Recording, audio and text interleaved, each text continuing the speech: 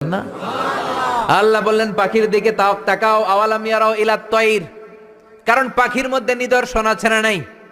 পাখি নিয়ে গবেষণা করলে পাখির রব আল্লাহরে খুঁজে পাওয়া যাবে, ঠিক কি না? এজন্য কোরআনের অনেক জায়গায় আল্লাহ পাখির কথা বললেন, ওয়া আরসালা আলাইহিম তায়রান আবাবিল, আবার কাবা ভাঙতে এলে পাঠাও আবাবিল,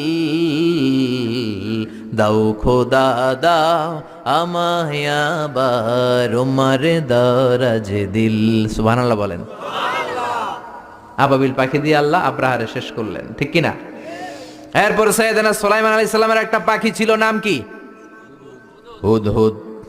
ওয়া তাফাক্কাদাত তায়রা ফাকালা মালি লা আরাল হুদহুদ, পাখি কই? ওইটার জুমিং পাওয়ার এত বেশি ছিল পাখিটার চোখে, সাইয়েদনা সুলাইমানের সিংহাসনও চড়তো, পাখিটাও চড়তো, আর কত হাজার ফিট